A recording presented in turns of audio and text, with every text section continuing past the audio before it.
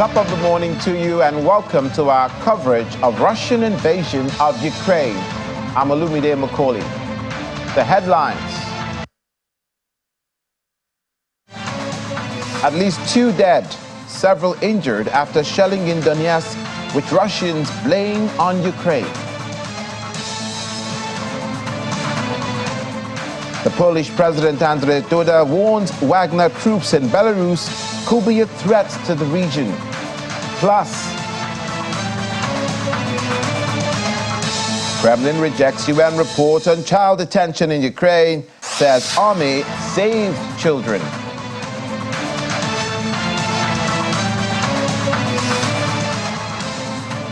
Good morning again, and thank you for joining us. At least 2 people have been killed and several more injured yesterday after shelling in the city of Donetsk in the Russian-controlled part of eastern Ukraine. Russian-installed mayor of Donetsk, Alexei Kalemzin, put out this information on his Telegram channel, adding that 5 children were among the injured. He says windows were shattered in the nearby buildings and blamed the shelling on Ukraine. There was no immediate comment about the shelling from the Ukrainian side.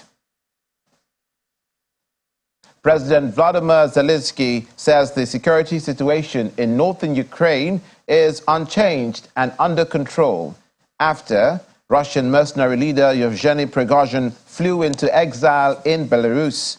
Prigozhin flew from Russia to exile in Ukraine's northern neighbor on Tuesday following an aborted mutiny, and Russian President Vladimir Putin says fighters in Prigozhin's Wagner mercenary group will be offered the choice of relocating there. Zelensky was joined on the news conference by the Polish president and Lithuanian president, who were on a surprise visit to Kiev. Duda promised that Poland and Lithuania will do everything they can to ensure that Ukraine becomes a member of NATO as soon as possible. Meanwhile, Polish President Andrzej Duda is warning that the presence of Wagner troops in Belarus could pose a potential threat to the countries of that region. During his visit to Ukraine, he says, in his words, "It is difficult for us to exclude what the presence of the Wagner group in Belarus could pose a potential threat to Poland, which shares a border with Belarus, a threat to Lithuania, as well as potentially to Latvia." He questioned the purpose of the relocation and asked that Russia's real intentions in Belarus be uncovered. U.S. President Joe Biden is calling Russian President Vladimir Putin a pariah around the world, but says it's hard to say if he has been weakened by the recent events involving the head of the militant Wagner group. President Biden, speaking to reporters at the White House prior to departing on a trip to Chicago, says Putin was clearly losing the war in Ukraine. President Putin initially vowed to crush the mutiny led by Wagner Group chief Yevgeny Prigozhin, comparing it to the wartime turmoil that ushered in the revolution of 1917 and then a civil war. But hours later, a deal was brokered to allow Prigozhin and some of his fighters to go to Belarus. To what extent has Vladimir Putin been weakened by recent events? It's hard to tell, but he's clearly losing the war in Iraq. He's losing the war at home. And he has become a bit of a pariah around the world. It's not just NATO. It's not just the European Union. It's Japan. U.S. President Joe Biden, footage on Russian state television shows President Vladimir Putin meeting hundreds of people in the center of Russia's southernmost district of Derbent in Dagestan last night.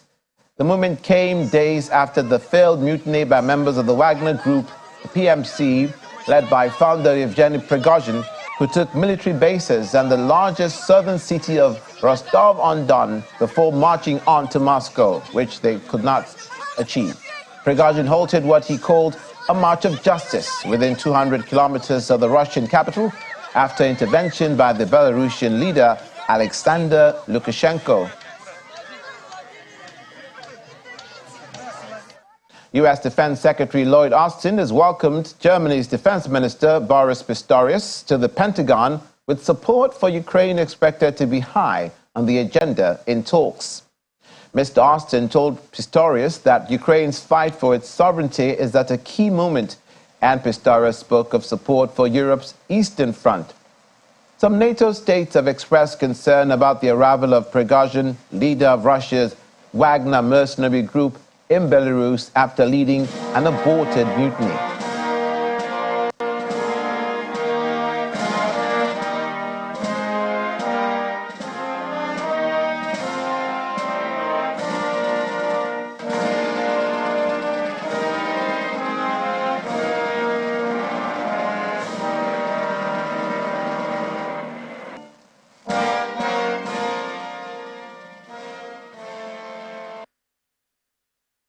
As Russia continues its reckless war of choice, I appreciate everything that Germany has done to strengthen Ukraine's capabilities.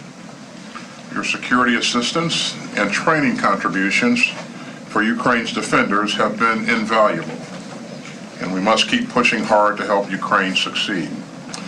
So we're at a key moment in Ukraine's fight for its sovereignty, so I look forward to your insights on how we can meet the urgent challenges ahead. To do everything which is possible, and as long as it takes, to support Ukraine in that real horrible war against Russia. And we used to be the eastern flank at that time. And nowadays, the Baltic states, Poland and other countries are the new eastern flank. So we have a special responsibility for the protection of the eastern flank too. And therefore I'm sitting here, therefore I'm sitting in UDC, therefore we all together work for support of Ukraine and for the security of the Eastern European countries.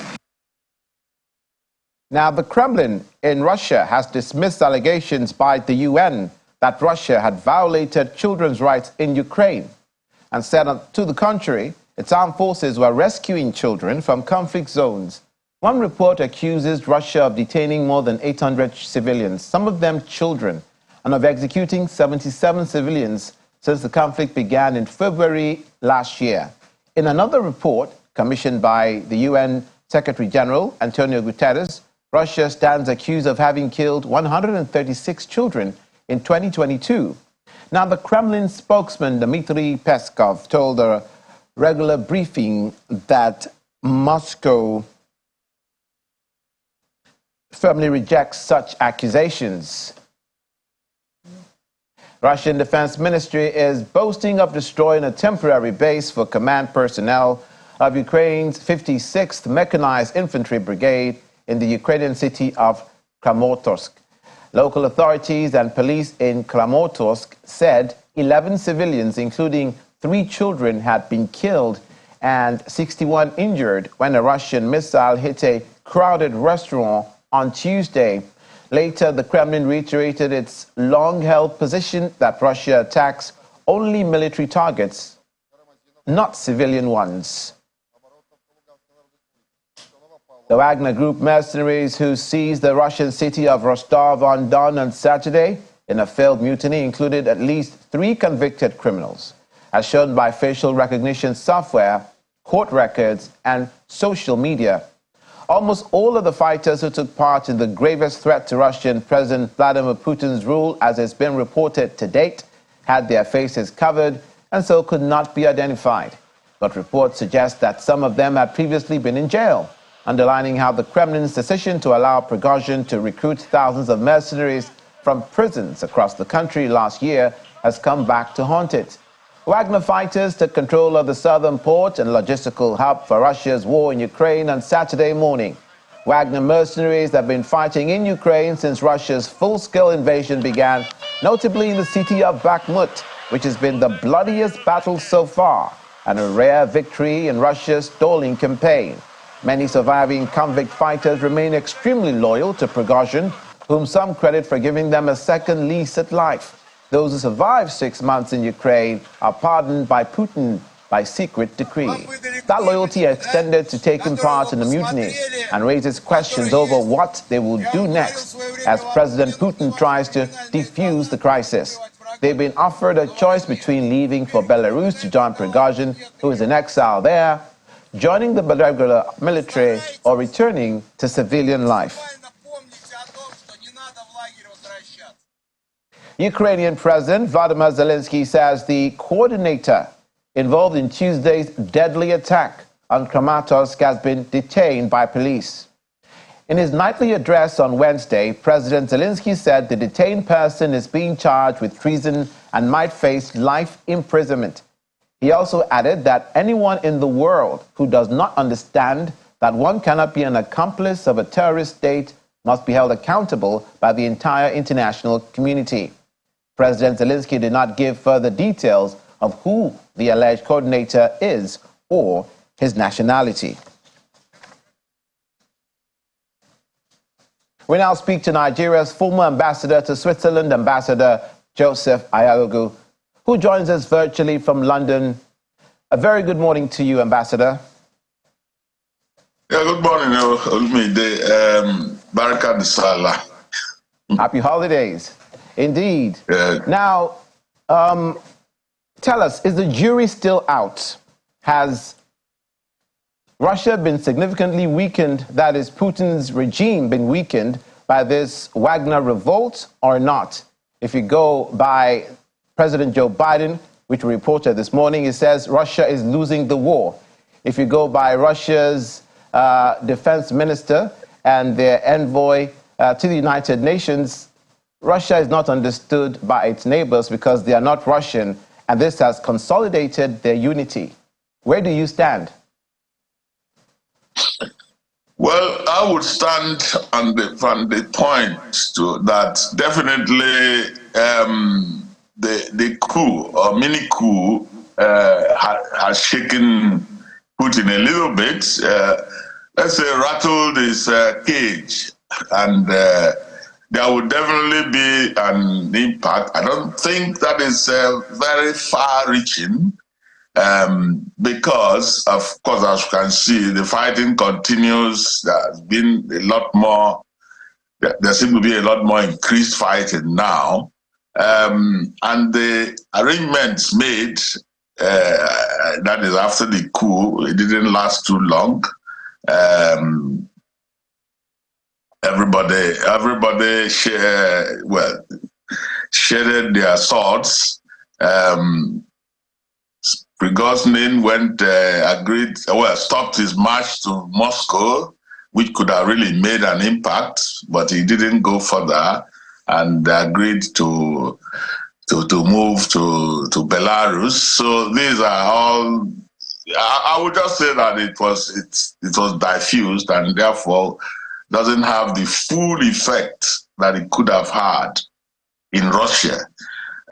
What we should worry perhaps is the impact on various other arenas. I don't know, do you want me to go on to mention some of these arenas?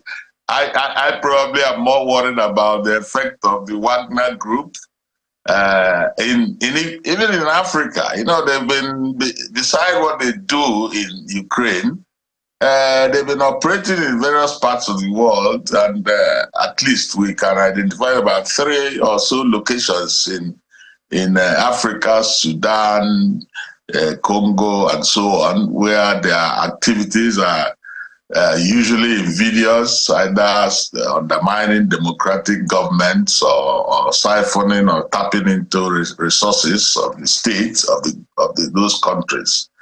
In effect, it hasn't really changed. It wouldn't change much the situation in Russia, perhaps a little bit more for Ukraine if they manage to stay in or be disbanded or stay in Belarus. Then at least Ukraine war would lose one of its very vicious fighters so far.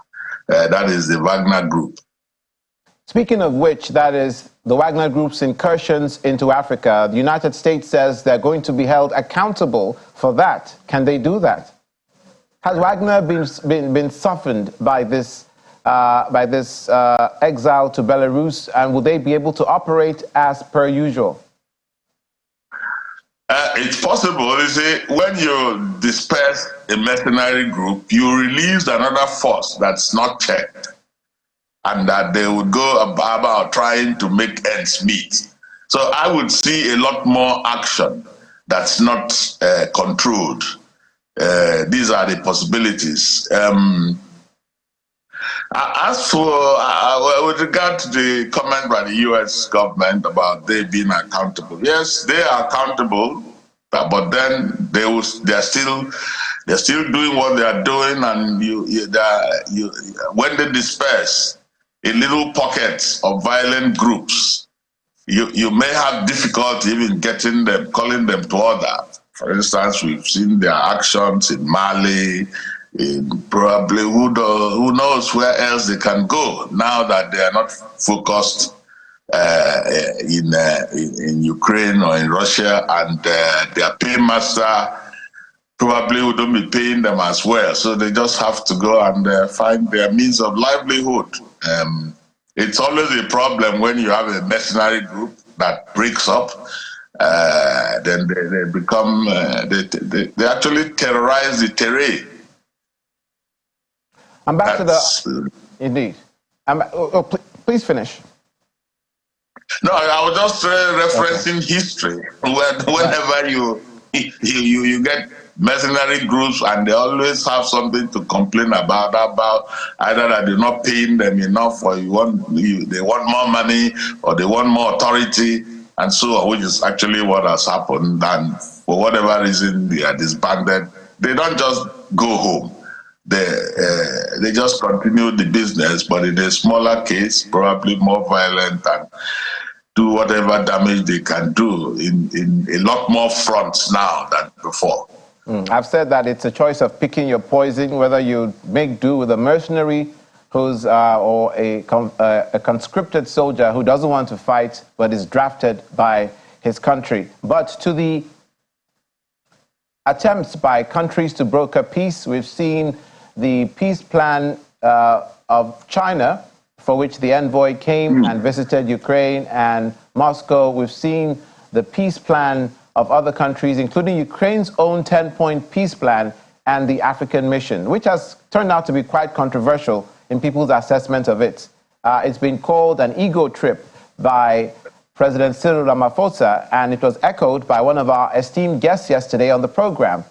So what is your position? Do you think that there has been anything achieved, if not presently, but in the future, by this African peace mission? Well, when the mission was about to set out, I did query in my mind what was the use. Because the dynamics of the fight doesn't seem to allow for groups or people who do not have influence on the major combatant, this time major aggressor, to change their mind. So the African delegation just wasn't in that position. Of course, Russia is part of BRICS, so you would assume that out of probably respect for South Africa, Ramaphosa, who was there kind of leading the delegation, that at least there would be an element of understanding or cooperation, but there wasn't. I think they were rather treated offhand. This is why I would say that it was, dead on arrival. It was a project that shouldn't probably have taken place at the time it did. But it's come and gone.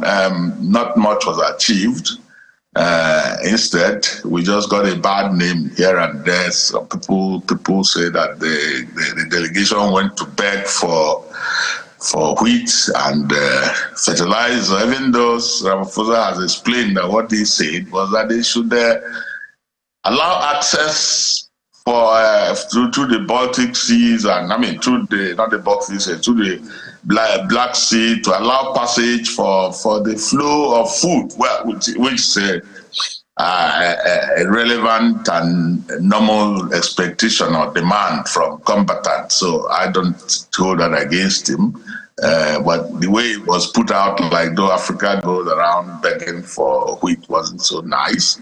Anyway, Yes. on Africa and wheat, I think we should try to produce our own wheat anyway, and all those stuff without bothering too much about what is coming from Ukraine and Russia. Sorry. I see your point. What should one, Ambassador, should one take into account that Russia is facing a number of sanctions, and for that reason they're looking for alternative markets, and Africa is not too far off the list of these global South powers. You know, the international power play that is happening now with the global North and the global South, and countries that are not particularly developed but are developing and who do not particularly have great GDPs but can help powers like Russia in certain ways are being courted by these powers, including some African countries. So do you think that it's not too far a stretch to believe that it was, even though they're not obviously important in the scheme of things, but that it has some use? Well, yeah, it could have had some use if it went down well with Ukraine and Russia, but apparently it didn't go down well with them. They didn't do any much that they couldn't have done by bilateral engagements. Yeah, because they could have been trading. Okay, so sorry to interrupt, Ambassador. So that means that it went the same way as the Chinese peace plan, and it went the same way as the Saudi Arabia invitation to President Zelensky when he went there. So it's not to say that the African peace plan was less effective than the other failed peace plans, including the Ukrainian peace plan. Yes, I would. In the order of sequence or capacity to even make impact, I would place the Chinese effort at the top. Being that China is a major world dealer and so on, and good friend of Russia, closer to Russia in terms of proximity and all that, and the African effort a lot further down, and that's what has happened. So for now, sadly, the various peace efforts have not achieved traction or the desired effect, outcomes. What then is your impression of that attempt by the Holy See, a cardinal, a peace envoy from the Vatican, from the Pope, is in Ukraine, I beg your pardon, in Moscow, and also will be in Ukraine or has been there already, or will be there yesterday, and I think today or the day before that, trying to see how they will contribute to the mediation. What's your impression? Do you think that they will listen to the Vatican, both sides? Well, one would have thought that they will be religious enough to listen to the Vatican, but they are religious, not necessarily from the Vatican or Catholic, the Roman persuasion. Otherwise, they would have been listening to their Orthodox leaders, religious leaders they have inside, and who are so powerful, but they haven't been able to make any impact. So, why not discounting all these efforts? But at least it's on record that some of the efforts have been made, which is quite important. But we're not ready. We're not yet about to see any results. In fact, the little minor coup by the Wagner group head would have appears to have a lot more effort than some of these attempts at peaceful visits, peace negotiation visits, and so on. Ambassador, this is the second time you've referred to it as an attempted coup, which makes me ask you this. Prigozhin has said that that's not his intention. He just wanted to show his displeasure. However, that panned out for him and for Wagner.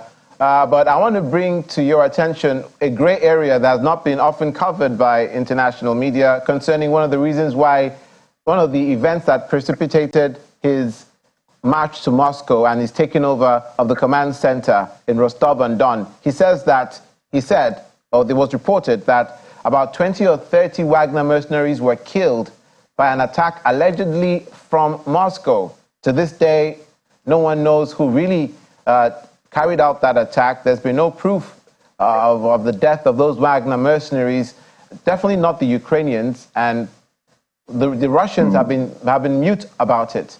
So there are lots of, it brings up a cloud of conspiracy theories. Well, somehow somebody attacked the Wagner groups in their location, and let's put in this perspective. The Wagner group, their leader, seemed to have had issues with the top brass of the Russian military, and he's always, you find him having a go at them, doesn't talk to them nicely, and he believes they've been denying him access or good quality assets, military assets, when he wants it. So he tends to shout and demand and bang the table and so on. It's possible that the two groups have their problems. Understandably, the Wagner group is a mercenary group, active and doing so much well in the Russian front, almost contrary to what the core military's been doing. So there's always that fracas. Now, whatever may have happened, there must be some initial, push factor finally that got the Prigozhin, who in his personal conduct acts like a little bit like a maverick, and then just flipped, said he was going to marching to Moscow. I don't know whether to show his annoyance or just to take over things, but he said he didn't go to take over things. Anyway, we don't know whether that's an afterthought or maybe to curry favor with Putin, knowing that Putin can also be vicious in cracking him down. So you can never know what's in his mind, but definitely somebody must have attacked his troops and he didn't like it. Before we let you go, Ambassador, when I think of Switzerland, for which you're a former ambassador, I think of Roger Federer and tennis. I think of the Swiss banks and how reliable they are around the world. Yeah. I think of the Swiss Alps. But now we find that Russia is, Switzerland has deliberately targeted Russian-related entities with sanctions. In spite of their neutrality, is Switzerland changing their neutral position in foreign affairs? Well, Switzerland is an interesting country. It doesn't do what everybody does at the time you do it. It took them so long to even join the UN. But when they did, it was out of strong conviction. Yeah, of course, they have this their tendency to put everything to referendum and so on. So that's how it's always been. Now, if they have decided and that they have to apply sanctions, extra sanctions, it must be again to send a message that they are not exactly going to be that neutral, which Putin should worry about, because I'm sure a lot of Russian assets or oligarch assets are in Switzerland. So it's a problem. And it's a very important message to Russia, to Putin. And the plot continues to thicken. Thank you so much for your insight, Ambassador, this morning. Former Ambassador to Switzerland, Ambassador Joseph Ayalago, who joined us from London. Thank you. Have a good day. You too. After the break, reliable promise. Estonian Prime Minister cautions that promise for Ukraine's NATO membership cannot be hollow. Please stay with us.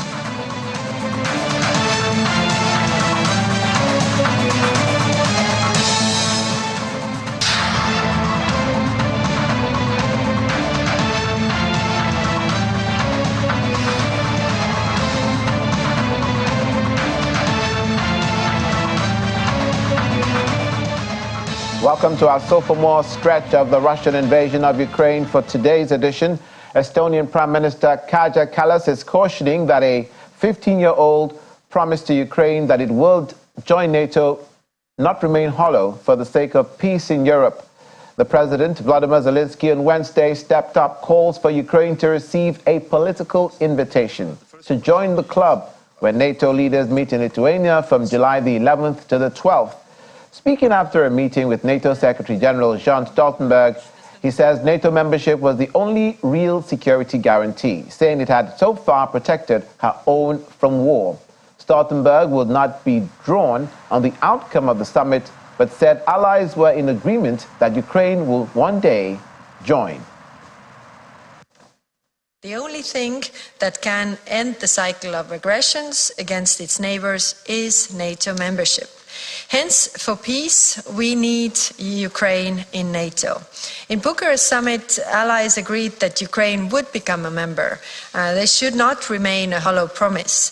What we need now is to define a practical path to meet this goal. And we need to send a strong message of hope to the Ukrainian soldiers in the trenches that with NATO membership on the horizon, they are fighting their last war with Russia. It's too early to announce the outcome of the Vilnius summit. There are ongoing consultations, as there always will be when we have important decisions to make.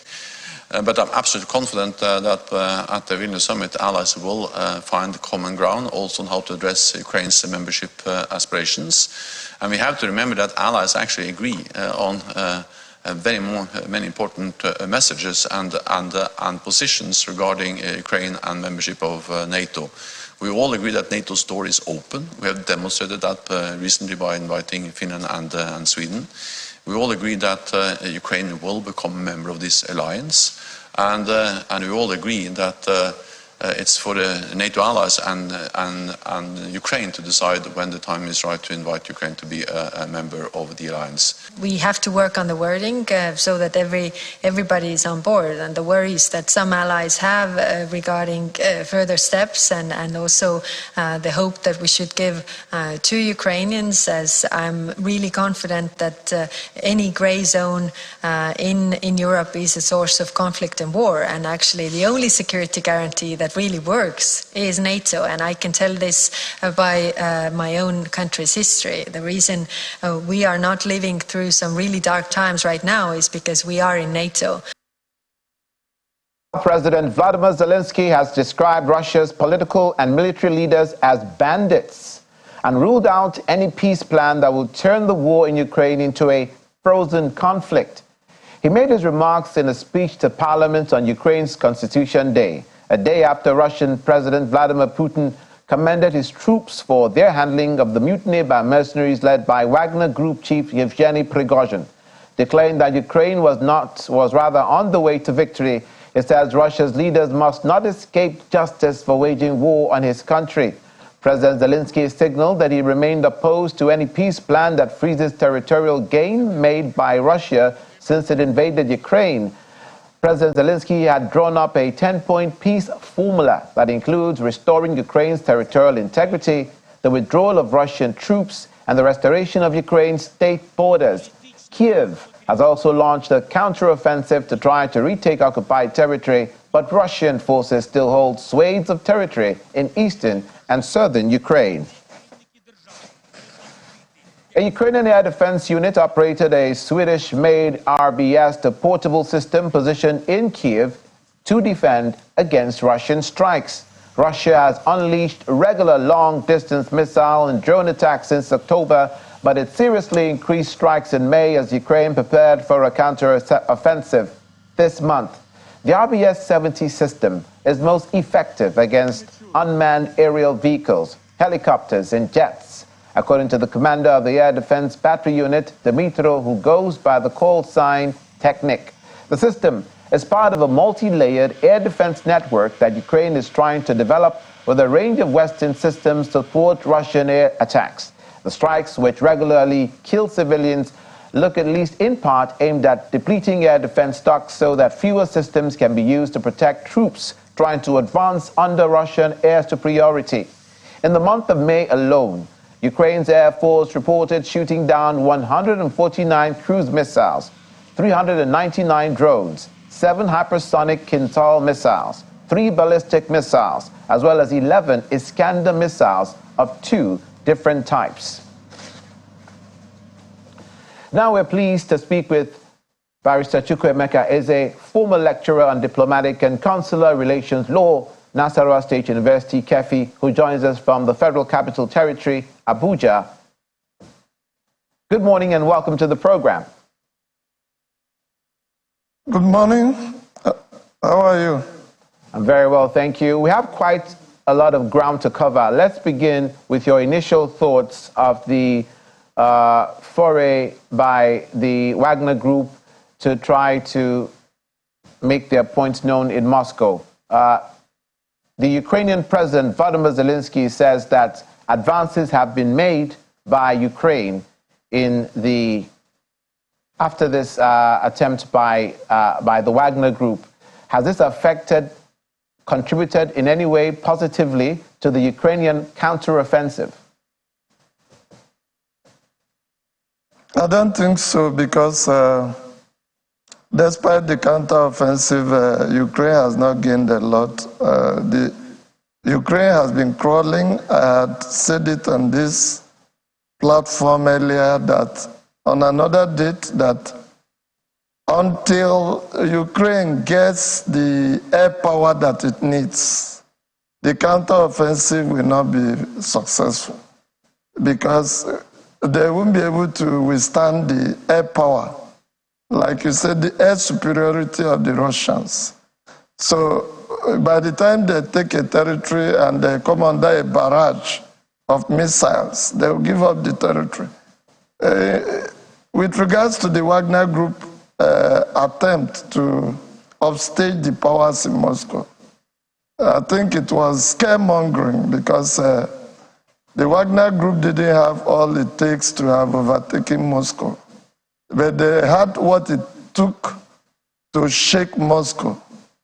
So that has made some people see the Vladimir Putin, who had always been regarded as impenetrable, whose power was seen as unchallengeable.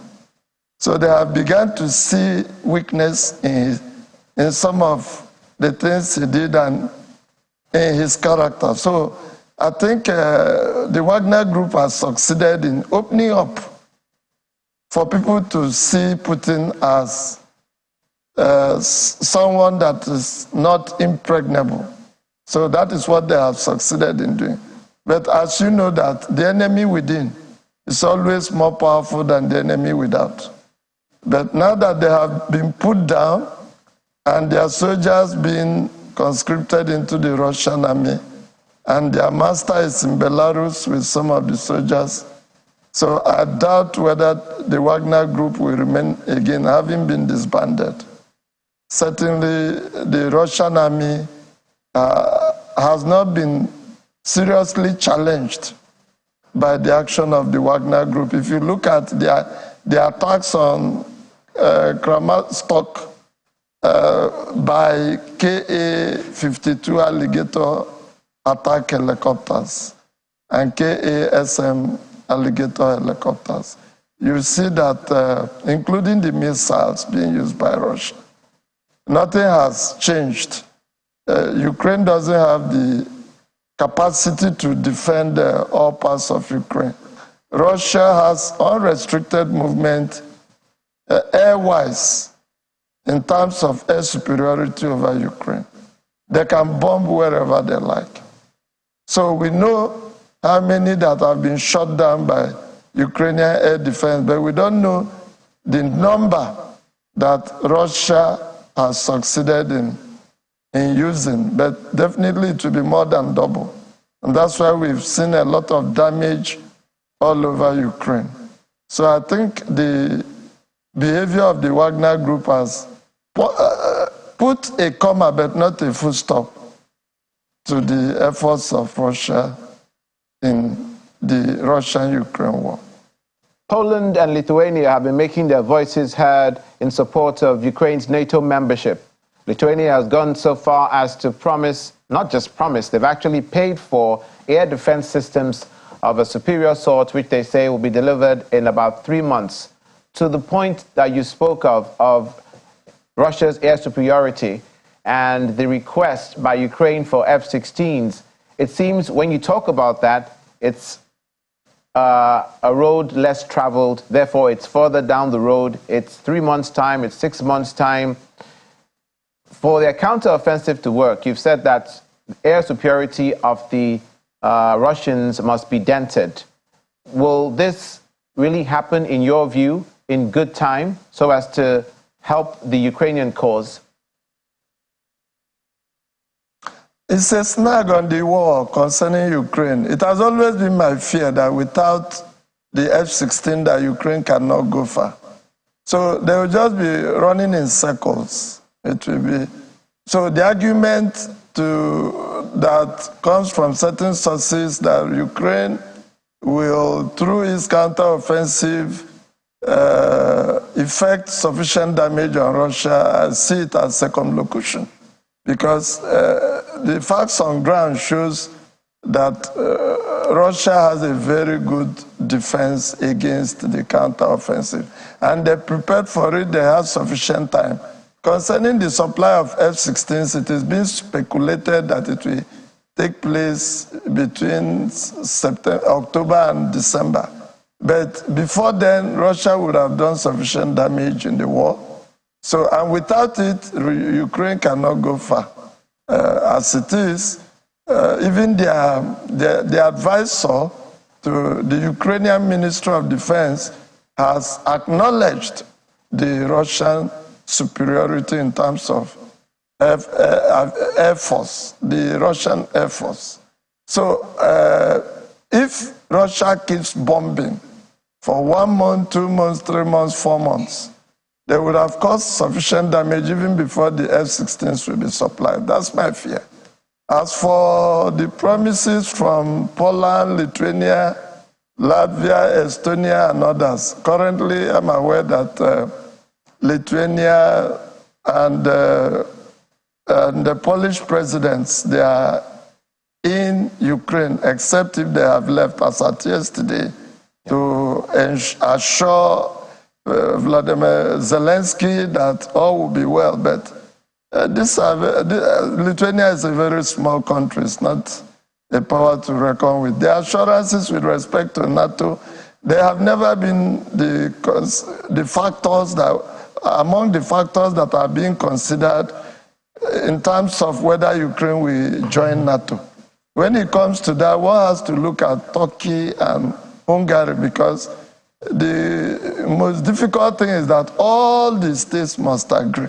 Assuming it was a case of majority, then you know that Ukraine has soup. And Ukraine actually knows the challenges. That's why they are asking for a signal until the war is concluded. They are not even saying that, oh, admit us now. They are saying, give us a signal. As NATO meets in Lithuania in July, like you said, July 11 and 12. Give us a signal that we will be admitted after the war. But when the push comes to the shove, I doubt whether all the countries agree, whether a signal is given or not. But for the purpose of this war, it is necessary to hype it, at least when the parties get to the negotiation stage. It might be one of the issues that will be dropped. But with the security guarantees that we are giving to Russia after the breakup of the USSR, having not worked, one can agree with with Estonia that ultimately, except Ukraine belongs to NATO, Russian incursion will continue. But I think it is an existential threat to Russia. Indeed. The war will take so many years if Ukraine insists on belonging to NATO.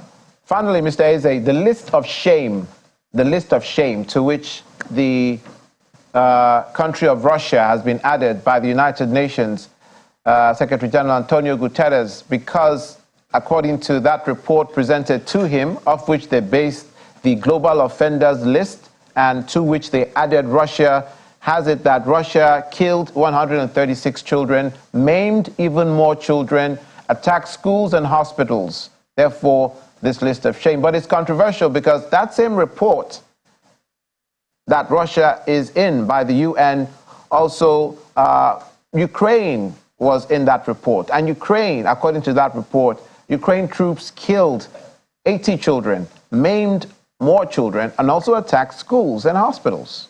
So as the war is being covered from various quarters, obviously because Russia is the aggressor, what's your impression? My impression is that going by the United Nations Charter Article 2, Sub-Article 4, on the use or threat of use of force, if we go by that, we can call Russia the aggressor, because all countries, all states are forbidden from the threat or use of force on another state or member of the United Nations or within its territory or its political independence. And it was Russia that invaded Ukraine. That of Ukraine can be seen as collateral damage in the meantime for purpose of argument. But if you look at the principle, the Caroline affair, there is a case in customary international law called the Caroline affair, and from it we have the Caroline test. Russia cannot claim self-defense because for there to be self-defense, you must establish that there was instant, overwhelming, lacking choice of means and moment of deliberation. That the situation surrounds around these four situations and these conditions, and they are not mutually exclusive. These conditions must completely exist before you can attack based on self-defense. So Russia cannot say that it has attacked Ukraine based on self-defense. Okay. It's the aggressor, and that what has happened from the Ukraine side with respect to that report will be seen as collateral damage for the purpose of adding Russia in the name of shamed list of nations concerning this matter. Indeed, our hearts go out to the families and communities who've lost loved ones, the children, the minors, because of this Russian invasion on both sides. Many thanks, Barrister Chukwuemeka Eze, for being a part of the program this morning. Former lecturer, diplomatic and consular relations law, University of Nasarawa State University in Kefi. You joined us from Abuja. Many thanks. Thank you very much. When we return, Kremlin confirms papal envoy in Moscow for talks on Ukraine. That's in a moment. Please stay with us.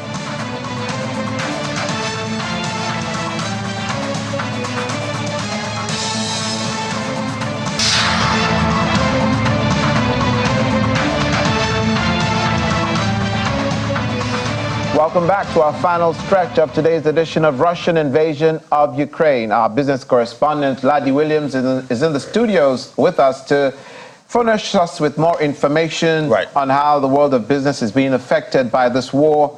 Laddie, good morning. Good morning. Leading central bankers have been quite vocal about rising inflation. How's it looking? Yeah, so the battle, against inflation has continued since, 2022. And the leading central bankers, they've been raising rates, since last year, even up to, 2023, right now. So they're meeting in Portugal right now. And the discussions right now is about, how to rein in inflation globally and that big risk, that big risk of the dreaded R word, as recession, at this time. So most of the central bankers have spoken and, investors have been listening to, all the commentaries and forward guidance coming from the central bankers. We've seen Jerome Powell there. He's talked about more rate hikes ahead, even though they did pause at the last meeting. The ECB is also talking about more rate hikes, coming in the next meeting in July, and the risk of a Eurozone recession. That's also in 2023. And for the Bank of England, Andrew Bailey is also talking about doing what it takes to rein in inflation in the UK. It's been stubbornly high, right there. And he also acknowledged that the UK economy has been quite resilient, even in the face of the battle, against inflation. So investors are just listening, to see what to do next with their investment, if it's risk on or risk off going forward. I'm glad you said the dreaded R word is recession and not Russophobia. Right. We should add this to it, the I word, invasion. Invasion, yeah. Dreaded I word. We don't want any more I's invasions. coming. No, we don't want that. But the new law imposes fresh sanctions on Russia accessing U.S. legal expertise. So from the UK, actually, the UK they're known for their, legal prowess right there, and they are the hub for international legal services. And apparently, Russia depends heavily on, the West for, legal services for, businesses they conduct, cross-border. Right. So now, this new law is saying that big businesses and individuals linked to the Kremlin will be restricted from, accessing those services. And the UK, they apparently export about £56 million worth of legal services to Russia every year. So that's a huge, that's huge revenue. They can't get anything done, Russians, now because they're Russia. So now they have to look for another. No legal representation of Russians. No, they have legal representation, but apparently they like to outsource to the UK at this time when they're doing, some cross-border business. Yeah, that's what I mean. So trade. UK will not. So now UK financial service, legal services workers will not be allowed to grant their services to Russians that are linked to the Kremlin, big business and all of that. So that's a big blow for Russia. And also a big blow for the legal practitioners there that depend on that revenue, because £56 million every year, that's a huge sum you're going to have to sacrifice, to ramp up sanctions against Russia this time. So it's quite a big Yet another point to ponder. Thank you so much, Laddie. Thank you. Laddie Williams, our business correspondent, who you can join for Business Morning after this program. So please stay tuned to that. Finally, the spokesman for Russia's President Vladimir Putin has declared that the Kremlin appreciates the efforts of the Vatican to help Russia resolve the Ukraine crisis. Dmitry Peskov said this as he confirmed the arrival of a papal envoy for peace talks in Moscow. He says Putin's foreign affairs advisor will hold talks with the envoy, Cardinal Matteo Zuppi, at President Putin's request. And that's it for today's edition of our special coverage of Russian invasion of Ukraine. Thank you for watching. I'm Olumide Macaulay. See you next time.